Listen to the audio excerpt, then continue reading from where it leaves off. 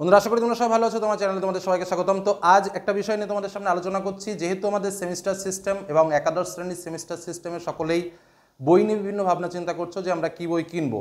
তো দেখো, সত্যি কথা বলতে ইতিমধ্যে আমাদের কাছে বিভিন্ন বই প্রবেশ করেছে, অর্থাৎ শুধুমাত্র জিওগ্রাফি নয়, তার সঙ্গে অন্যান্য বিভিন্ন বইগুলো প্রবেশ করেছে এবং আমরা কিন্তু তার ভেতর থেকে বেছে তোমাদের সামনে বেস্ট বুক বলবো, আমরা বলেছিলাম।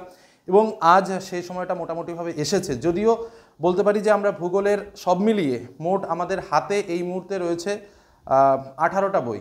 কি বললাম? যাই হোক, আমি সমস্ত বইগুলো আর তোমাদের সামনে তুলে ধরছি না। আমি জাস্ট তার মধ্যে থেকে বেছে যে চারটি বই আমাদের কাছে বেস্ট মনে হয়েছে সেই চারটি বইয়ের নাম এবং দুটো সহায়িকা বইয়ের নাম আমি তোমাদের সামনে শেয়ার করব এই মুহূর্তে ফার্স্ট সেমিস্টারের জন্য জিওগ্রাফি। তো যাই হোক, যেটা আমি তোমাদের পরপর বলছি, আগে বইগুলো বলে দিচ্ছি, এরপর আমরা বইগুলো একটু দেখিয়েও দেবো কোন বইটা কেমন। এবং বেস্ট বই যে চারটে বলছি প্রত্যেকটাই বেস্ট বই, এবং যে চারটে বলছি না বা যেগুলোর নাম আমি উল্লেখ করছি না, কেউ যদি মনে করো সেগুলো খারাপ বই, সেটা কখনো না।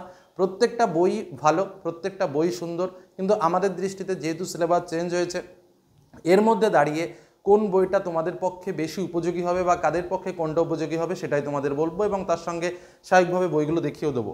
তো যে চারটে বই মানে নজর কেড়েছে, একদম বলতে গেলে সবকটা বই নজর কেড়েছে, তার মধ্যে বেশি নজর কেড়েছে যে চারটে বই, তার মধ্যে একদম প্রথম যে বইটা বলবো সেটা তো তোমরা অনেকেই বুঝতে পারছো, সেটা হচ্ছে একাদশ শ্রেণীর আধুনিক ভূগোল সমরেন্দ্রনাথ মোদকের যে বইটা। তো আমরা এর আগেও মোদকের বই পড়েছি এবং ভেবেছিলাম যে এবার কেমন কি বই করে বা কিভাবে কি করে না দেখা পর্যন্ত বা একটু না দেখে নেওয়া পর্যন্ত বা সমস্ত পার্টগুলোকে না বুঝে নিতে পারলে তো তোমাদের সামনে বলতে পারি না। যেহেতু এবার শর্ট টাইপের প্রশ্ন রয়েছে, ব্রড টাইপের প্রশ্ন রয়েছে, ওভারঅল মিলে পাঠ্য বইয়ের দিক থেকে কিন্তু একাদশ শ্রেণীর আধুনিক ভূগোলের সমরেন্দ্র মোদকের বইটা কিন্তু যথেষ্ট স্ট্যান্ডার্ড করেছে। নেক্সট আমরা বইয়ের ডিটেলস এর পরবর্তীতে আলোচনা তোমাদের সামনে তুলে ধরছি। নেক্সট দ্বিতীয় যে বইটা আমি তোমাদের বলবো, এই বইটা ওভারঅল মানে পরিষ্কার পরিচ্ছন্ন লেখা, বেশি তথ্য কিন্তু মোদকবাবু যেমনটা করে খুব বেশি পরিমাণে তথ্য ইনপুট করেছেন, মানে একদম মানে সেই কি বলবো, মানে গুগলে যেমন হাইপার লিঙ্ক করা থাকে, মানে প্রচুর তথ্য দিয়ে দিয়েছেন। এটা খুবই ভালো জানার জন্য, কারণ এমসিকিউ টাইপের প্রশ্ন, শর্ট টাইপের প্রশ্ন। কিন্তু ওভারঅল আর একটা বই যেটা আমাদের কাছে সত্যি খুব ভালো লেগেছে, সেটা কিন্তু পারুল প্রকাশনীর অজিত শীলের লেখা বই, যেটা আমি তোমাদের বলছি একাদশ শ্রেণীর ভূগোল। এটাও কিন্তু ঠিক একই ব্যাপার। বইটা কিন্তু ওভারঅল ভালো করেছে এবং আমার কাছে সত্যি কথা বলতে থিমেটিক লেগেছে। থিমেটিক মানে বুঝতেই পারছো যে তথ্যভিত্তিক, যেটুকু প্রয়োজন এটুকু বললাম। কিন্তু মোদকবাবুর বই এটা পরিষ্কার বলছি যে যা প্রয়োজন সেটুকু তো রয়েছে, তার থেকে অনেকাংশে বেশি কিন্তু রয়েছে, অনেক বেশি রয়েছে। সেটা যারা ভালো স্টুডেন্ট তাদের পক্ষে অবশ্যই বেটার, কিন্তু যারা দুর্বল স্টুডেন্ট তাদের পক্ষে একটু বেছে নিয়ে পড়লে অনেকটা সুবিধা হবে। তবে কেউ যদি সম্পূর্ণ করতে পারো অবভিয়াসলি তার পক্ষে সেটা অবশ্যই বেটার। কিন্তু পারফেক্ট যে না, যেটুকু পড়লে আমার এনাফ বা যেটুকু পড়লে হয়ে যাবে, এবং সুন্দর টেকনিক ইউজ করে বা বিভিন্ন তথ্য যেগুলো তুলে ধরা হয়েছে, তার মধ্যে কিন্তু আমি এই বইটার কথা অবশ্যই বলবো, যেটা হচ্ছে অজিত শীল পারুল প্রকাশনীর। নেক্সট আরও একটা বই আমি তোমাদেরকে বলছি। এই বইটা ওভারঅল এর আগে যিনি লিখতেন এই কোম্পানিতে, সাতটা কোম্পানিতে, বিশ্বজিৎ বেরা নাম করে শিক্ষক মশাই, তো তিনি খুব ভালো, তার সঙ্গে আমার ব্যক্তিগত পরিচয় রয়েছে। কিন্তু এবার তিনি লেখেননি, এবার লিখেছেন বিদ্যুৎ পরামাণিক ভাস্কর মৈত্র এবং সৌম্যনাথ দিনদার লেখা সাতটা প্রকাশনীর বইটা। এই বইটার ক্ষেত্রে এই যে বইটার কথা আমি তোমাদের বলছি, এই বইটার কথা বলছি, এটা কিন্তু সাতটা প্রকাশনীর বই। এখানে যে বিষয়টা ঘটেছে আমি তোমাদের একটু পরিষ্কারভাবে বলি। এই বইটার ভেতরে না তথ্য আছে, কিন্তু কিছু জায়গা তথ্যের ঘাটতিও আছে। মানে কি বলি তোমাদের, যে একটা পারফেক্ট বুক যেটাকে বলে না, যে বইয়ের মধ্যে আমি স্যার সমস্ত কিছু পেয়ে যাব, সেই জায়গায় কিছু জায়গায় ঘাটতি আছে। এবং আর একটা যেটা তথ্য আমি তোমাদের বলে রাখি, যে প্রশ্ন যখন শিক্ষকেরা করবেন, কিছু জায়গাটা এই বইটাতে একটু এড়িয়ে যাওয়া হয়েছে, যে জায়গাগুলো আমার মনে হয় যে আরও পরিষ্কার স্বচ্ছ ধারণা দেওয়া উচিত ছিল। যে জায়গাগুলোতে আমি যে পার্টগুলোকে মোটামুটি দেখেছি, যেগুলো ক্রিটিক্যাল পার্ট, যেগুলোকে মোটামুটি ছাত্রছাত্রীদের আমাদের বোঝাতে হয়, এবং তথ্যের পরিমাণটা, যারা একদম অতি নর্মাল ছাত্রছাত্রী, অতি নরম ছাত্রছাত্রী যাদের বলা যায়, মানে আমরা যদি ছাত্রছাত্রীকে ক্যাটাগরি ওয়াইজ ভাগ করি, বলতে পারি না যে একদম বিলো ক্যাটাগরি, মিডিয়াম ক্যাটাগরি আর হাই লেভেল ক্যাটাগরি, আমি বলবো একদম পরিষ্কার কথা যে বিলো ক্যাটাগরি স্টুডেন্টের জন্য এই বইটা, অর্থাৎ এবার ছাত্রার এই যে বইটা বের করেছে, এই বইটা খুবই ভালো।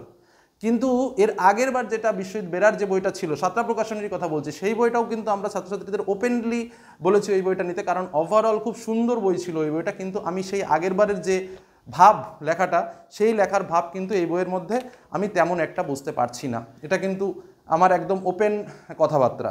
তো তো যাই হোক, আরও একটা বই তোমাদের আমি বলবো, তবে এই বইটা খারাপ নয়, কিন্তু যথেষ্ট ভালো, তোমরা দেখতে পারো। আমি বললাম বিলো ক্যাটাগরি স্টুডেন্টের জন্য ভালো, তবে ঘাটতি যেটা রয়েছে আমি ওপেনলি বললাম, কারণ যে পরিমাণে তথ্য দরকার সেই পরিমাণে তথ্য, যেহেতু শর্ট টাইপের প্রশ্ন, সেই শর্ট টাইপের প্রশ্নের উপরে ভিত্তি করে যেহেতু আমাদের কোশ্চেন, আমরা কিন্তু এতটা তথ্য এখান থেকে পাইনি, এটুকু বললাম।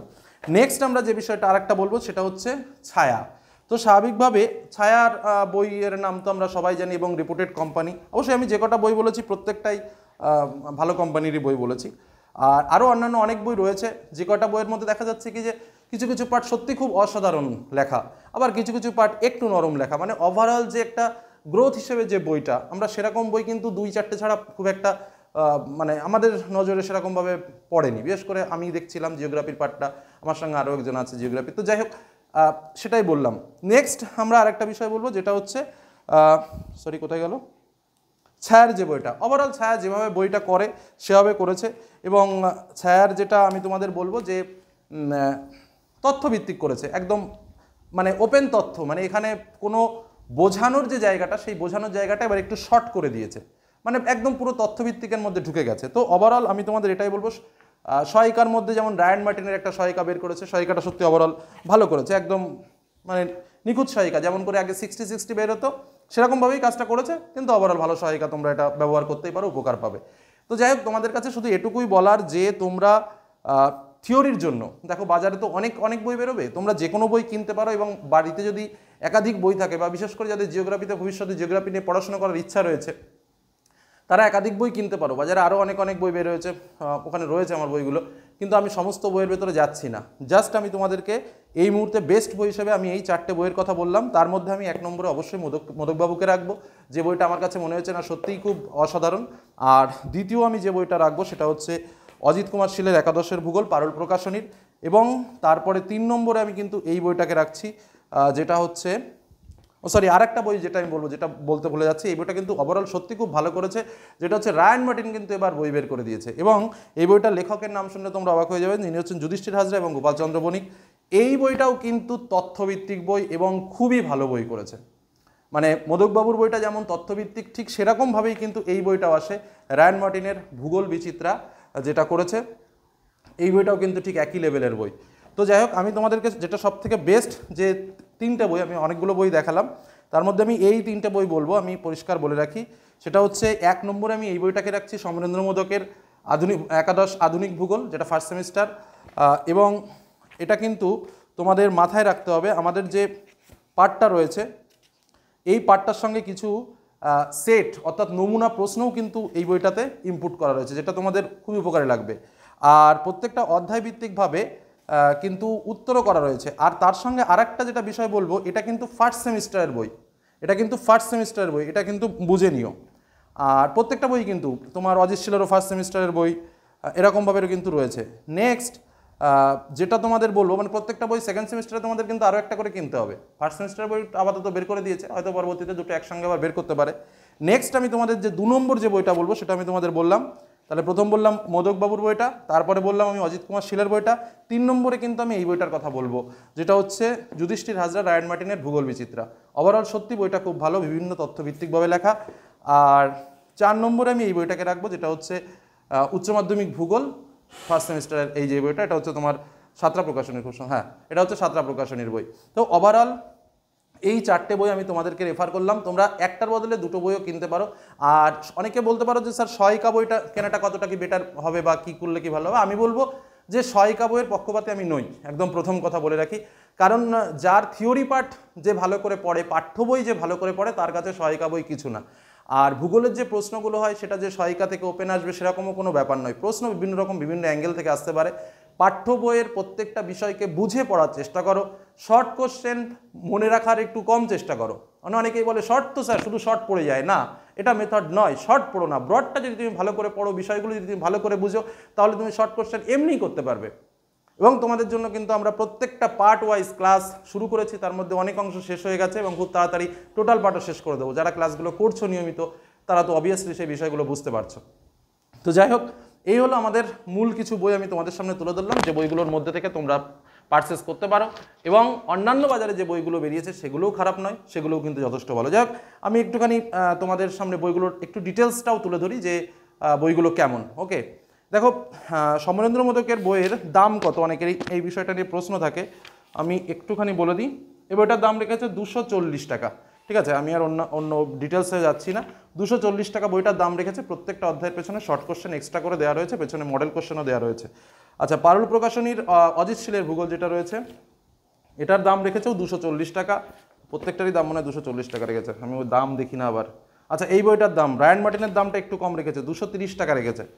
ঠিক আছে, আর সাঁতরাটার দাম 225 টাকা রেখেছে। তো যাই হোক, এক একটার দাম এক এক রকম, ওই 5-10-এর হেরফের। এবার ভাবনা চিন্তা তোমার, তবে তথ্যভিত্তিকভাবে তুলে ধরলাম। আমার ব্যক্তিগতভাবে কোনটা ভালো লেগেছে, তোমরা প্রয়োজনে যে কোনো দোকানে যাবে, 4-5টা বই দেখবে, তোমাদের যেটা মনে হয়। তবে আমরা জিওগ্রাফি ডিপার্টমেন্টের পক্ষ থেকে বলতে পারি যে 4টে বই বললাম, প্রত্যেকটা বই ভালো, তোমরা যে কোনো এর মধ্যে একটা বা দুটো বই পারচেস করে নিতে পারো।